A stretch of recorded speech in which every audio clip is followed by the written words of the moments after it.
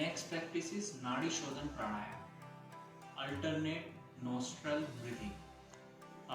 It's help to provide you physical, mental and emotional balance. और ये साथ ही साथ हमारी बॉडी में एनर्जी को चैनलाइज भी करती है, एनर्जी को बैलेंस भी करती है। जानिए कैसे। नाड़ी शोधन, नाड़ी का मतलब होता है फ्लो ऑफ एनर्जी, शोधन का मतलब होता है प्यूरिफिकेशन एंड बैलेंस। यहाँ दो मेजर नाड़ी होती है हमारे बॉडी में, जिसे हम कहते हैं ईड़ा और पिंगला।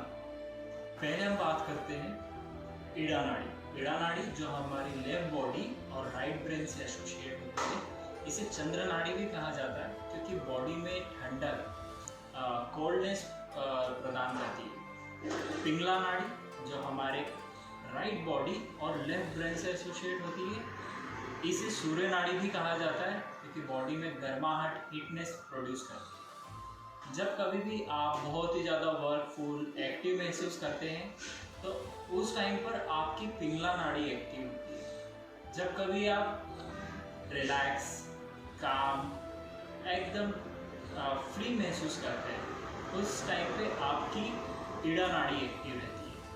आप अपनी नाड़ियों के एक्टिवेशन को चेक भी कर सकते हैं। इसे चेक करने का सबसे सिंपल तरीका है, अपने नोज के नीचे अपने फिंगर्स को लेके जाइए और नॉर्मल ब्रीथ कीजिए, इनहेल कीजिए। और जब आप सांस छोड़ रहे होते हैं, तो सांस छोड़ते समय आपको ये चेक करना है कि किस तरफ से एयर का फ्लो स्ट्रॉन्ग, कितना तेज है। अगर लेफ्ट साइड से आपके एयर का फ्लो तेज आ रहा है, तो दैट मीन्स आपकी ईड़ा नाड़ी एक्टिव है।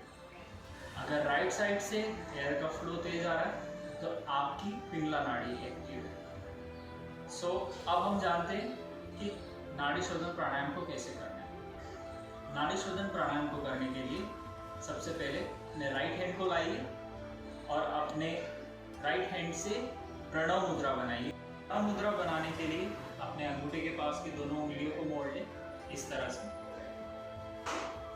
अब अपनी दाई नासिका को बंद कीजिए, राइट नोज को बंद कीजिए और लेफ्ट नोज से इनहेल करेंगे, सांस लेंगे। इसके बाद अपनी लेफ्ट नोज को बंद कीजिए और राइट साइड से सांस छोड़िए। एक्सहेल करने के बाद फिर इनहेल कीजिए राइट साइड से, इनहेल के बाद बंद कीजिए राइट नोज को, एक्सहेल कीजिए लेफ्ट साइड से। इस तरह से एक राउंड कंप्लीट होता है। अगर आपको प्रणव मुद्रा बनाने में प्रॉब्लम है, तो आप सिंपल भी कर सकते हैं, जैसे close your right nose, inhale through your left nose, you can add counting also, inhale through your left nose for count 5, inhale 5 4 3 2 1, close your left nose, exhale through your right nose for 5 counts, 1 2 3 4 5. Now again inhale through your right nose, 1 2 3 4 5. Close your right nose, exhale through your left nose, 1 2 3 4 5. इस तरह से आप 11 rounds, 21 rounds, 51 rounds add कर सकते हैं। Now next योगिक क्रिया is kapalbhati. Kapalbhati, one kind of cleansing kriya. Its regular practice of Kapalbhati brings glow on your face, and Kapalbhati से आपके lungs और nasal passages में भरी हुई गंदगी, impurity बाहर भी निकलती है। अब इसे करते कैसे? इसे करते समय दो मेन बातें होती है जिसे ध्यान रखना होता है, इनहेलेशन एंड एक्सहेलेशन। कपालभाति में इनहेलेशन मतलब सांस लेने की क्रिया पैसिव होती है, और एक्सहेलेशन सांस छोड़ने की क्रिया एक्टिव होती है। अगर हम इसे रेशो में समझते हैं, तो आप इन्हेलेशन सिर्फ 15 से 20% करते हैं और एक्सहेलेशन 80% तक कर जाते हैं। अब इसे करना कैसे है?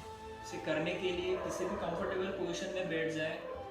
वैसे इसका प्रैक्टिस वज्रासन में काफ़ी अच्छा होगा, तो हम भी वज्रासन में इसका अभ्यास करेंगे। वज्रासन में बैठ जाइए। वज्रासन में आने के बाद कमर सीधी रखें। सबसे पहले लंबी गहरी सांस लें। Through your both nostril inhale, और जब आप सांस छोड़ते हैं तो अपने नेवल को अंदर की ओर पुश कीजिए, अंदर की ओर पुश कीजिए और सांस छोड़िए, लाइक दिस।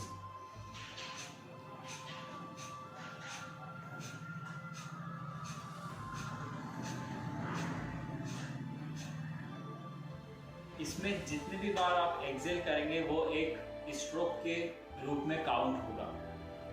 अब स्ट्रोक के रूप में जब काउंट होगा तो बिगिनिंग में आप 30 स्ट्रोक्स, 50 स्ट्रोक्स और 100 स्ट्रोक तक धीरे धीरे अपनी कैपेसिटी बढ़ा सकते हैं। जब आप इस क्रिया में आप परफेक्ट हो जाते हैं तो आप 1 मिनट के अंदर, मीन 60 सेकेंड में आप 100 से 120 स्ट्रोक्स तक कर सकते हैं। ब्लड प्रेशर, आंतों में सूजन हो, अल्सर हो, हर्निया हो, या फिर ड्यूरिंग प्रेगनेंसी, इसकी प्रैक्टिस अवॉइड करना चाहिए। एपिलेप्सी में भी इसकी प्रैक्टिस अवॉइड करना चाहिए। आंतों में छाले हो, उनको भी इसका अभ्यास नहीं करना चाहिए।